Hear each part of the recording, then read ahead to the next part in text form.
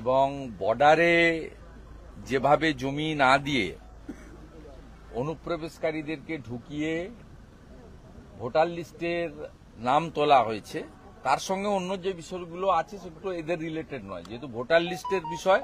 এবং গত কয়েকদিন ধরে বেঙ্গল মিডিয়া, পোর্টাল এবং ন্যাশনাল মিডিয়া এবং ভীষণ অনেকগুলো সোশ্যাল মিডিয়াতে যেভাবে প্রত্যক্ষ প্রমাণ আসছে যে বর্ডারে যেভাবে লাখ লাখ পলায়ন এবং তাদের যে বাইটগুলো আপনারা দেখাচ্ছেন, কেউ বলছে 3 বার ভোট দিয়েছি, কেউ বলছে 2 বার ভোট দিয়েছি, এবং কেউ বলছে আমার খুলনা বাড়ি, কেউ বলছে সাতক্ষীরা বাড়ি, কেউ বলছে রাজশাহী বাড়ি, কেউ বলছে চাঁপাই নবাবগঞ্জ বাড়ি, কেউ বলছে দিনাজপুর বাড়ি, কেউ বলছে পঞ্চগড় বাড়ি। এই যে একেবারে এর থেকে বড় তো প্রমাণ নেই। হ্যাঁ, সামাজিক প্রকল্প থেকে শুরু করে সমস্ত ভোট দিয়েছে। লক্ষ্মীর ভান্ডার কেন পাচ্ছে তার উত্তর মমতা ব্যানার্জিকে দিতে হবে। তার উত্তর তো জ্ঞানেশ ভারতী বা মনোজ আগরওয়াল দেবে না, আমরা চাইবো না। ভোট দিচ্ছে বলছে 2 বার 3 বার করে। আমরা সেই বিষয়ে ডেমোগ্রাফি চেঞ্জের একটা পুরো ম্যাপ পয়েন্ট করে আমরা এখানে জ্ঞানেশ ভারতীকে দেখিয়েছি যে কিভাবে দেশের সর্বনাশ এই মমতা ব্যানার্জির নেতৃত্বে তার প্রশাসন কিভাবে পশ্চিমবাংলার ডেমোগ্রাফি বদলে দিয়েছে। আপনি তো ট্রু ইন্ডিয়ান, যে দলই করেন, যে ধর্মই মানেন না, আপনি আপনার দেশের এই সর্বনাশটা চান।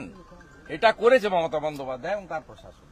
আমরা বলেছি যে এদের নাম কাটতে হবে, সাথে সাথে হিন্দু শরণার্থী এদের নাম তোলার ব্যবস্থা রাখতে হবে।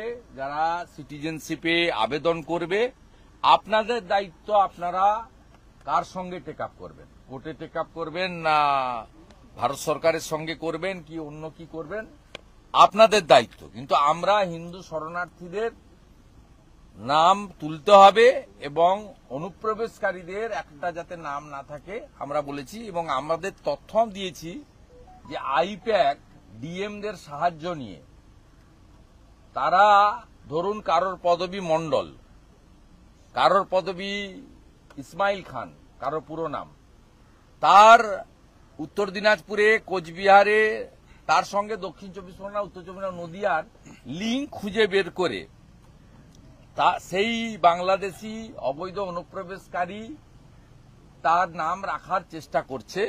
আমরা কিছু তথ্য অভিযোগ সুনির্দিষ্টভাবে দিয়েছি এবং এই কাজে বিএলওদেরকে বাধ্য করছেন একটা শ্রেণীর বিডিও, মানে এইআরও এবং ডিএমরা।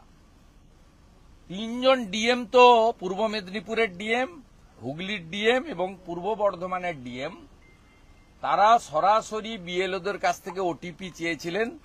বিএলওরা অভিযোগ করেছেন। আমরা বিএলওদের কনফিডেন্সিয়াল অভিযোগ আজকে জ্ঞানেশ ভারতীর হাতে তুলে দিয়ে এসেছি। 3 ডিএম এর বিরুদ্ধে কেন এফআইআর হবে না, আমরা কনফিডেন্সিয়াল, তারা নাম ডিসক্লোজ করতে আমাদের রিকোয়েস্ট না করেছিলেন।